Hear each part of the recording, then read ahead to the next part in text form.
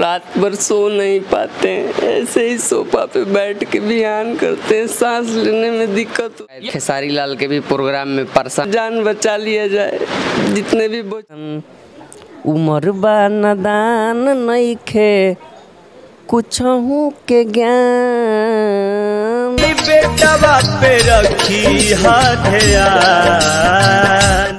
नमस्कार, मेरा नाम है प्रतीक परमार। आप देख रहे हैं सतर्क बिहार।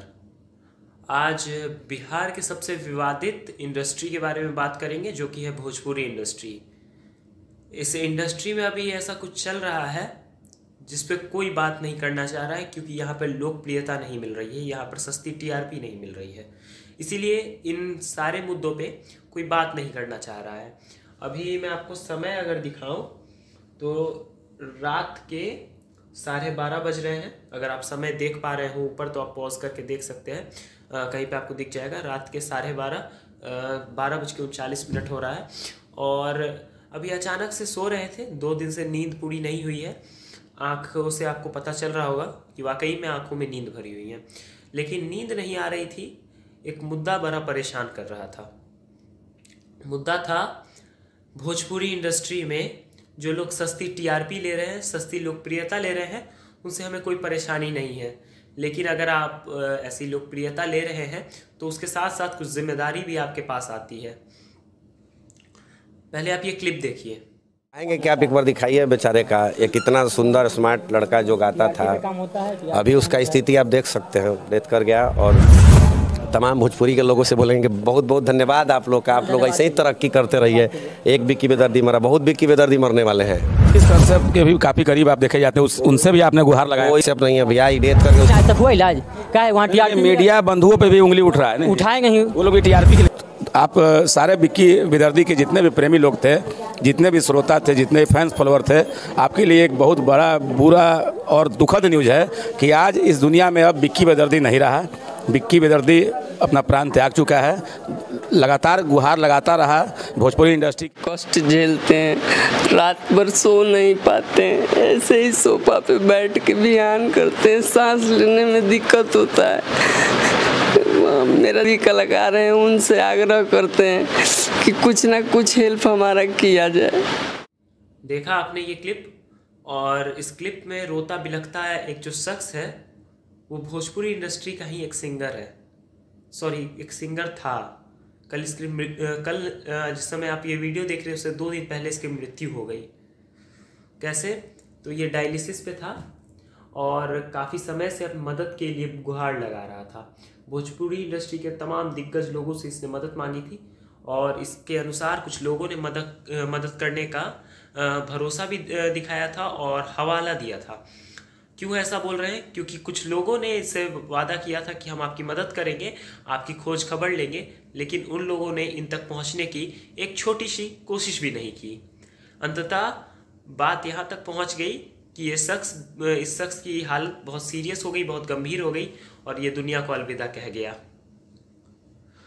दुख इस बात का नहीं है कि ये बच नहीं पाया, उस बात का दुख है ही, लेकिन दुख उससे ज़्यादा दुख इस बात का है कि ये बेचारा एक भ्रम में मर गया कि मेरे इंडस्ट्री के लोग मुझे बचाएंगे। ये सोचता रहा कि मेरे इंडस्ट्री के तमाम लोग मुझसे मिलने आएंगे, लेकिन कोई नहीं आया। शायद ये इंसान अपने जीवन में अपने गाने के माध्यम से और जिन लोगों के साथ गा रहा था उनके माध्यम से ये जीना चाहता था। उनसे मदद की एक उम्मीद थी इसे। और मैं बता रहा हूँ, कल इस मुद्दे पे मैं लाइव भी आया था, तो एक इंसान ने बताया कि भैया उस केस में कोई बचता नहीं है। उसने बताया, वो कोई भला इंसान था मेरे साथ लाइव में जुड़ा, वो उसने बोला कि उस केस में, उस बीमारी में कोई बचता नहीं है। मेरे फूफा जी भी, उसने बताया कि मेरे फूफा जी भी ऐसे ही उनकी मृत्यु ऐसे ही हो गई। लेकिन मैंने उन्हें बोला एक शब्द कि भैया आपके फूफा जी भले ही उनकी मृत्यु हो गई हो, इससे मुझे बहुत ज़्यादा दुख है, लेकिन कम से कम जिस समय उनकी मृत्यु हुई थी मजबूरन आप लोग उन्हें बचा नहीं पाए, लेकिन कम से कम आप लोग उनके आसपास हमेशा रहे। लेकिन जो ये विक्की बेदर्दी थे, ये अपने इंडस्ट्री के लोग को देखने के लिए तरस गए। जब ये हंसते खेलते और बिल्कुल भले चंगे थे, तो ये अपने इंडस्ट्री के लिए काम कर रहे थे और जब इनकी तबीयत खराब हुई, इन्हें अपने लोगों की ज़रूरत पड़ी, तो आसपास कोई भी नज़र नहीं आ रहा था। नज़र आ रहा था तो एक ही शख्स, सूरज मिश्रा, जिसका इससे कोई ताल्लुकात नहीं था। वो इंसान इसके साथ बिना किसी लोभ लालच के इसके अंतिम क्षण तक इसके साथ रहा। ये सामने ये शख्स है, कहने के लिए समाज सेवी है, लेकिन वाकई में ऐसे लोग अगर समाज में हो जाए तो समाज में जितने भी गलत काम हो रहे हैं शायद रुक जाए और मानवता फिर से समाज में आ जाएगी। हो सकता है कि अभी मैं बोल दूं कि उसी बात से मेरे आंख लाल है, लेकिन मैं सस्ती टीआरपी नहीं चाहता हूं। मैं नहीं चाहता हूं कि मैं किसी की मौत का तमाशा बनाऊं। भोजपुरी इंडस्ट्री में कुछ लोग हैं जो ना कलाकार हैं और ना किसी तरह के गायक, डांसर या किसी और तरह के कला से वो निपुण है। वो बस राजनीति करते हैं इस इंडस्ट्री में आके और बस इस इंडस्ट्री का नाम खराब करने की कोशिश करते हैं, क्रेडिट लेते हैं।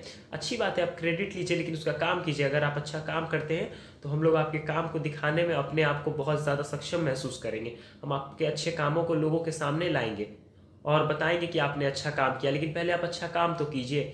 बिना किसी काम के आप सस्ती लोकप्रियता लेते हैं और आपके उसी भरोसे के बदौलत कोई इंसान बड़ा रह जाता है और अंततः उसे नसीब होता है तो सिर्फ मौत। बाकी तमाम जितने श्रोतागण इस वीडियो को देख रहे हैं, आपका क्या सोचना है अपनी राय कमेंट सेक्शन में ज़रूर दें। बाकी इस मुद्दे पे मैं ज़्यादा कुछ बोल नहीं पाऊँगा। मुझे बहुत ज़्यादा दुख है कि विक्की बेदर्दी आज हमारे बीच नहीं है। भगवान उनकी आत्मा को शांति दें और आज जहाँ भी वो हो कम से कम इस गंदगी से दूर चले गए और जहाँ भी हो खुश रहें। बाकी अगर भोजपुरी इंडस्ट्री के कुछ लोग इस वीडियो को देख रहे हैं तो सावधान हो जाइए।